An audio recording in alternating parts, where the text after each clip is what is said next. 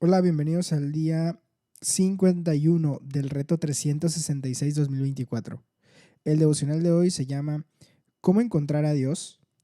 En 1949 sucedió uno de los mayores reavivamientos de la historia del Reino Unido en las Islas Hébridas. Duncan Campbell, el predicador que estuvo en el centro de aquel reavivamiento, tiempo después describió cómo comenzó. 7 hombres y mujeres habían decidido orar porque llegara ese reavivamiento. Una noche, durante una reunión de oración en un granero, un joven tomó su Biblia y leyó el Salmo 24, el Salmo de hoy. ¿Quién puede subir al monte del Señor? ¿Quién puede estar en su lugar santo? Solo el de manos limpias y corazón puro. Cerró su Biblia y dijo: me parece que estar orando como lo hacemos y esperando como lo estamos haciendo aquí es pura patraña sentimental si no estamos en la relación correcta con Dios. Tras decir esto, pidió a Dios que le revelara si sus manos estaban limpias y su corazón puro. Aquella noche, Dios se encontró con ellos de una manera poderosa.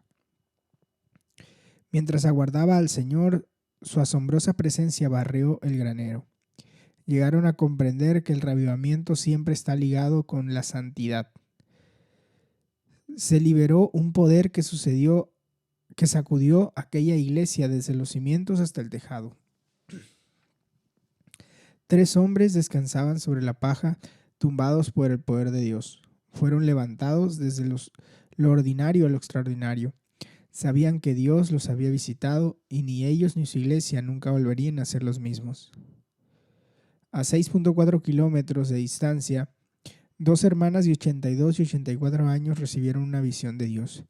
Vieron iglesias repletas a cuyo interior afluían jóvenes y todo el vecindario. Tuvieron una maravillosa seguridad de que Dios estaba viniendo con poder revivador. Duncan Campbell recibió una invitación para ir a hablarles a ellos. Cuando llegó a la iglesia parroquial, estaba repleta de gente y cientos de personas aguardaban afuera. Nadie podía explicar de dónde venían. A los 10 minutos de comenzar el servicio, hombres y mujeres estaban postrados clamando a Dios. Se estaban encontrando con Dios en toda su santidad.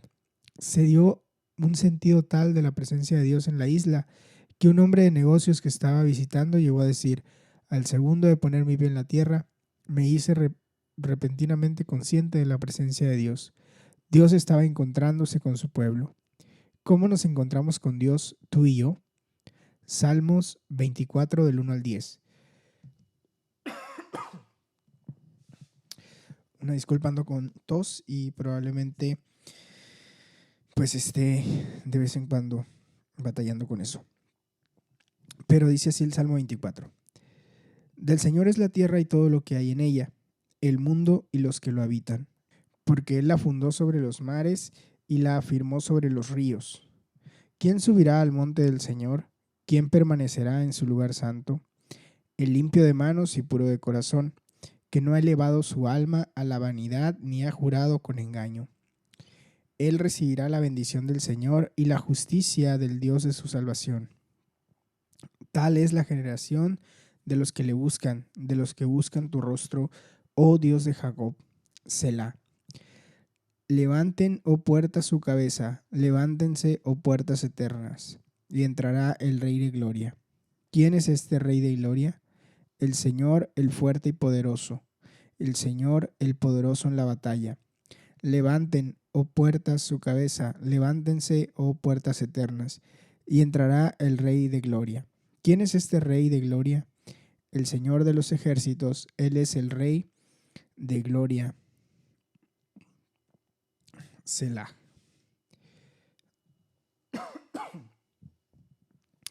Dice el comentario: fabuloso privilegio. David comienza este salmo recordando que Dios es un creador poderoso. Del Señor es la tierra y todo cuanto hay en ella, el mundo y cuantos la habitan. Termina recordando que Dios es un Rey de gloria. Por 5 veces se refiere a Él como el Rey de gloria. Es el Señor Todopoderoso. Él es el Rey de la gloria. A la luz de la impresionante naturaleza de Dios, David hace una pregunta: ¿quién puede subir al monte del Señor? ¿quién puede estar en su lugar santo? La respuesta es que solo aquellos que son totalmente puros, solo el de manos limpias y corazón puro, el que no adora a ídolos vanos. Pero sabemos que nadie vive así. Solo por medio de Jesús podemos ser hechos santos y acercarnos a Dios con confianza, porque con un solo sacrificio ha hecho perfectos para siempre a los que está santificando. Señor, deseo encontrarme contigo. Muéstrame si mis manos están limpias y mi corazón es puro. Gracias porque por medio de la sangre de Jesús puedo ser santificado. Perdóname, límpiame y lléname una vez más de tu espíritu. Marcos 5, 21 al 6, versículo 6.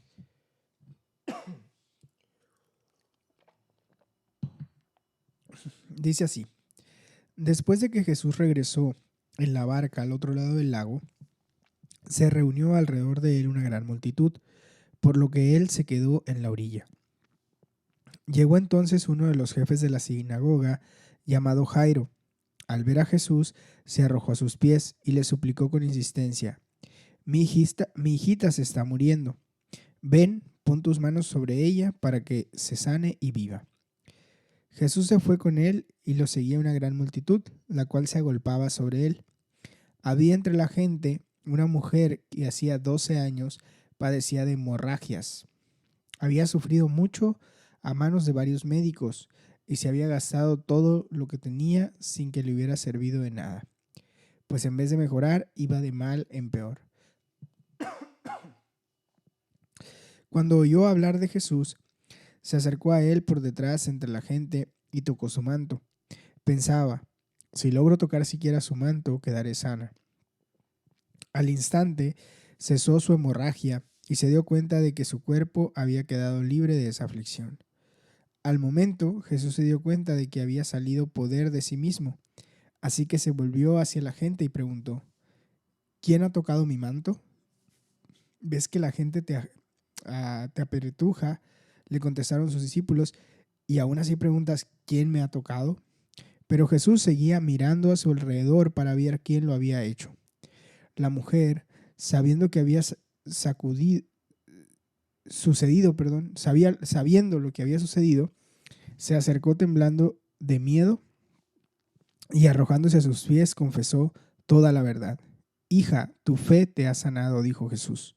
Vete en paz y queda sana de tu aflicción. Todavía estaba hablando Jesús cuando llegaron unos hombres de la casa de Jairo, jefe de la sinagoga, para decirle: tu hija ha muerto. ¿Para qué sigues molestando al maestro? Sin hacer caso a la noticia, Jesús dijo al jefe de la sinagoga: no tengas miedo, nada más cree.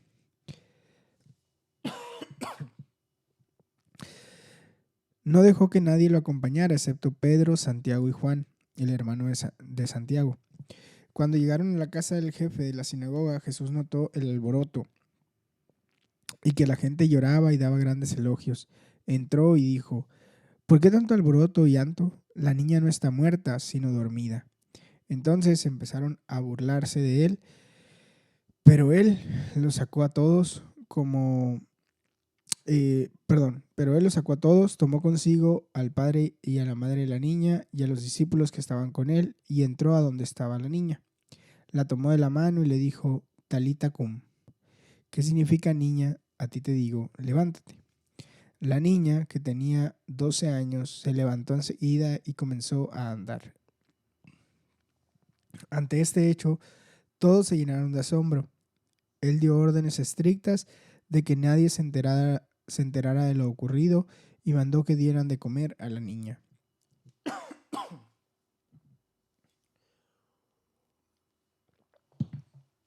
Marcos capítulo 6.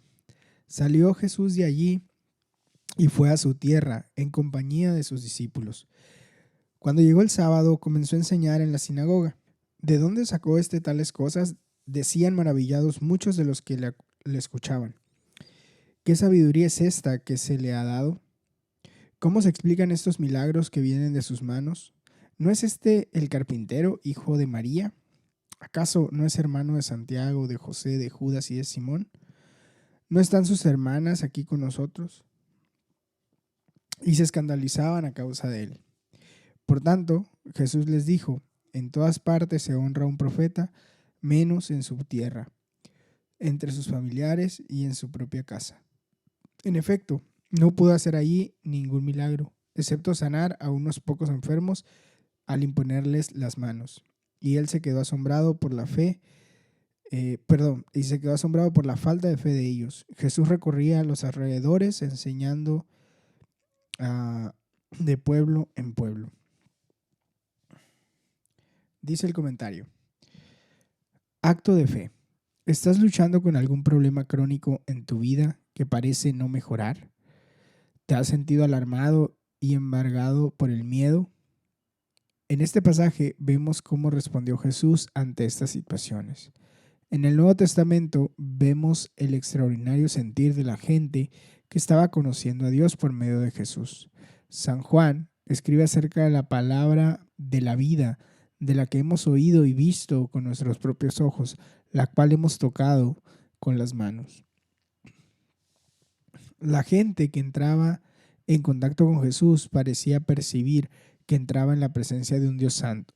Jairo se arrojó a sus pies. La mujer enferma se arrojó a sus pies. Aquella mujer llevaba sufriendo una enfermedad crónica 12 años, la cual era incurable en aquella época. Oyó hablar de Jesús, respondiendo con fe, y le tocó el manto, porque pensó para sus adentros: si logro tocar siquiera su ropa, quedaré sana. Al instante cesó su hemorragia y se dio cuenta de que su cuerpo había quedado libre de esa aflicción. El contacto con Jesús tuvo un impacto profundo en la gente. Jesús le dijo a la mujer enferma: vete en paz y queda sana de tu aflicción. El dolor de los 12 años pasados fue reemplazado por la paz y la libertad. No importa lo que sea con lo que estés luchando en tu vida, sin importar cuánto tiempo lleves sufriendo, extiende tu mano a Jesús como lo hizo aquella mujer para que te ayude. La hija de Jairo tuvo la experiencia más extrema del impacto de encontrarse con Jesús cuando fue traída de vuelta a la vida. Había una conmoción y un lamento. Le decían que no molestara a Jesús, pero Jesús dijo: no tengas miedo, cree solamente. Jesús dijo que la niña no está muerta sino dormida, puesto que Jesús iba a resucitarla. Su muerte no era más permanente que quedarse dormida. El apóstol Pablo, como Jesús, usó el término estar dormido. Cuando caes en un sueño profundo, lo siguiente que ves es la mañana. Cuando mueres en Cristo, lo siguiente que verás es que estarás con el Señor. Jesús se llevó consigo a los 3 discípulos en cuya fe podía confiar, además de los padres. Parecía que quería que allí hubiera una atmósfera de fe cuando orara para que la niña fuera resucitada de la muerte. No había nada súper espiritual acerca de Jesús. Era alguien muy práctico. Les mandó que le dieran de comer a la niña. Una vez más, un relato que empieza por el miedo acaba en la fe. Cuando la gente vio lo que Jesús hizo, se llenaron de asombro y estaban maravillados. Por supuesto, igual que hoy en día, no todo el mundo tuvo esa reacción. Algunos comenzaron a burlarse de él y otros se escandalizaban a causa de él. En su pueblo, Jesús era un profeta al que no se honraba. Aquellos más cercanos a él no lo reconocieron. A veces nos resulta difícil recibir las cosas de aquellos que mejor conocemos. Como pasa hoy en día, algunos reconocieron a Jesús y otros no se enteraron. La distinción clave era si tuvieron o no tuvieron fe. Le dijo a la mujer enferma: tu fe te ha sanado. Le dijo a Jairo: no tengas miedo, cree solamente. En su pueblo se quedó asombrado por la incredulidad de ellos. Por medio de su muerte en la cruz, Jesús cumplió los requisitos para encontrarse con Dios. Ahora es por esta fe por la que tú y yo nos encontramos con Jesús y por medio de él nos encontramos con Dios. Señor, líbrame del cinismo y el escepticismo. Gracias porque te puedo encontrar por medio de la fe. Señor, incrementa mi fe. Cuando me sienta alarmado y embargado por el miedo, ayúdame a creer solamente. Éxodo 27 y 28. Vamos a leerlo. Dice así. Haz un altar de madera de acacia cuadrado de 5 codos por lado y 3 codos de alto. Ponle un cuerno en cada una de las 4 esquinas, de manera que los cuernos y el altar formen una sola pieza, y recubre de bronce el altar. Haz de bronce todos los utensilios, sus portacenizas, sus tenazas, sus tazones, sus tridentes y sus braseros. Hazle también un enrejado de bronce con un anillo del mismo metal en cada una de sus 4 esquinas. El anillo irá bajo el reborde del altar, de modo que quede a media altura de este. Prepara para el altar varas de madera de acacia y recúbrelas de bronce. Las varas deberán pasar por los anillos, de modo que sobresalgan en los 2 extremos del altar para que éste pueda ser transportado. El altar lo harás hueco y de tablas, exactamente como el que se te mostró en el monte. Haz un atrio para el santuario. El lado sur debe medir 100 codos de largo y tener cortinas de tela de lino fino, 20 postes y 20 bases de bronce con empalmes y ganchos de plata en los postes. También el lado norte debe medir 100 codos de largo y tener cortinas, 20 postes y 20 bases de bronce. Los postes deben también contar con empalmes y ganchos de plata. A todo lo ancho del lado occidental del atrio, que debe medir 50 codos, habrá cortinas, 10 postes y 10 bases. El lado oriental del atrio, que da hacia la salida del sol, también deberá medir 50 codos de ancho. Habrá a un lado de la entrada cortinas de 15 codos de largo, 3 postes y 3 bases. Y al otro lado habrá cortinas de 15 codos de largo, 3 postes y 3 bases. A la entrada del atrio habrá una cortina de 20 codos de largo, de lana color azul, carmesí, escarlata y tela de lino fino, bordada artísticamente. Además, 4 postes y 4 bases. Todos los postes alrededor del atrio deben tener empalmes, ganchos de plata y bases de bronce. El atrio medirá 100 codos de largo por 50 codos de ancho, con cortinas de tela de lino fino de 5 codos de alto y con bases de bronce. Todas las estacas y los demás utensilios para el servicio del santuario serán de bronce, incluyendo las estacas del atrio. Ordénales a los israelitas que te traigan aceite puro de olivas prensadas, para que las lámparas estén siempre encendidas. Aarón y sus hijos deberán mantenerlas encendidas toda la noche en presencia del Señor en la tienda de reunión, fuera de la cortina que está ante el arca con las tablas del pacto. Este será un estatuto perpetuo entre los israelitas por todas las generaciones. Éxodo 28. Las vestiduras sacerdotales. Haz que comparezca ante ti tu hermano Aarón y sus hijos Nadab, Abiú, Eleazar e Itamar. De entre todos los israelitas, ellos me servirán como sacerdotes. Hazle a tu hermano Aarón vestiduras sagradas que le confieran honra y dignidad. Habla con todos los expertos a quienes he dado habilidades especiales para que hagan las vestiduras de Aarón y así lo consagre yo como mi sacerdote. Las vestiduras que harán son las siguientes: un pectoral, un efod, un manto, una túnica bordada, un turbante y una faja. Estas vestiduras sagradas se harán para tu hermano Aarón y para sus hijos, a fin de que me sirvan como sacerdotes. Al efecto se usará oro, lana color azul, carmesí, escarlata y tela de lino. El efod se bordará artísticamente con hilo de oro, lana color azul, carmesí, escarlata y tela de lino fino. En sus dos extremos tendrá hombreras con cintas para que pueda sujetarse. El cinturón bordado con el que se sujeta el efod deberá ser del mismo material, es decir, de oro, lana color azul, carmesí, escarlata y tela de lino fino, y formará con el efod una sola pieza. Toma 2 piedras de ónice y graba en ellas los nombres de los 12 hijos de Israel por orden de nacimiento. 6 nombres en una piedra y 6 en la otra.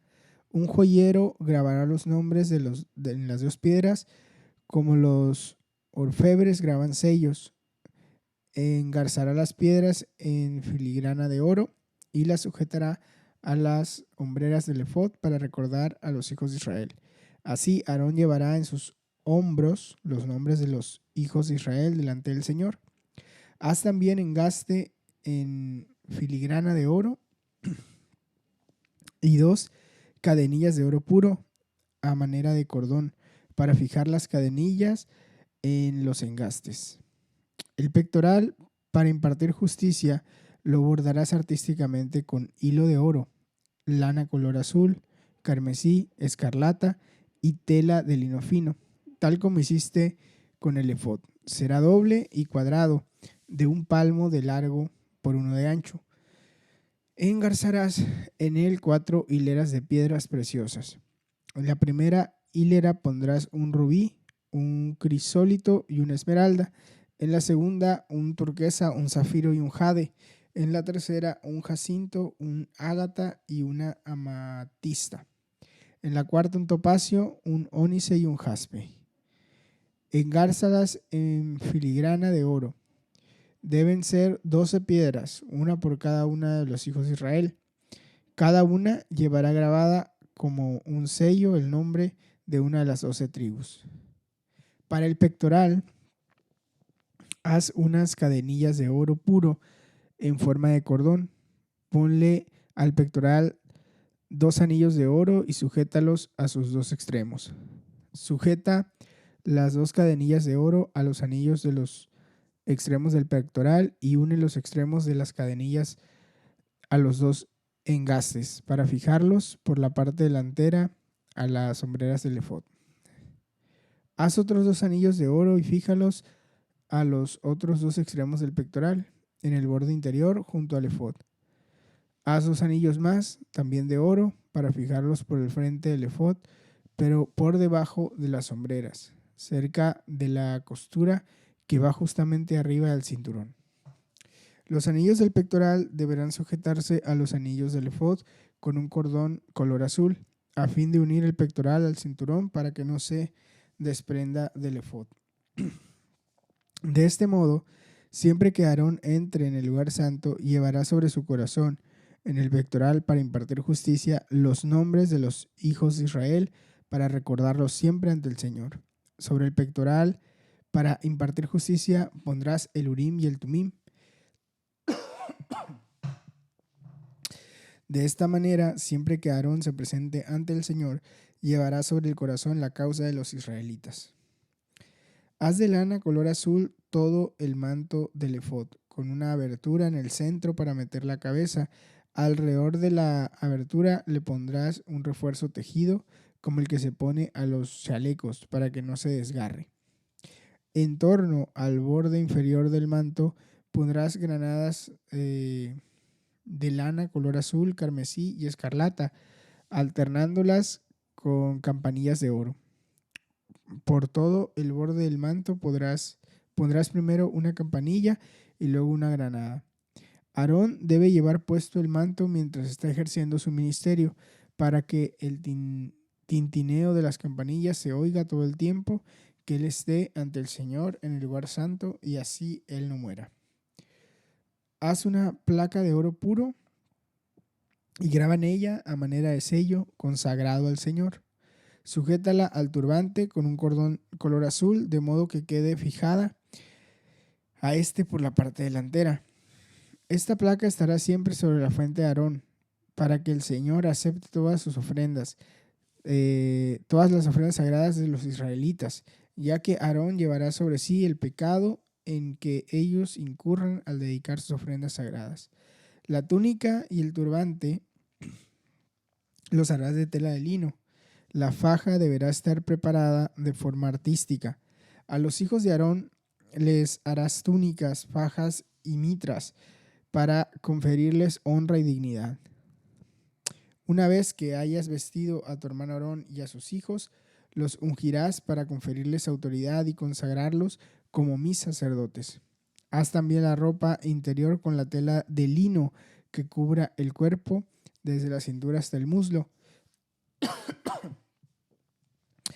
Aarón y sus hijos deberán ponérselos siempre que entren en la tienda de reunión o cuando se acerquen al altar para ejercer su ministerio en el lugar santo, a fin de que no incurran en pecado y mueran. Este es un estatuto perpetuo para Aarón y sus descendientes. Dice el comentario: acceso por medio de Jesús.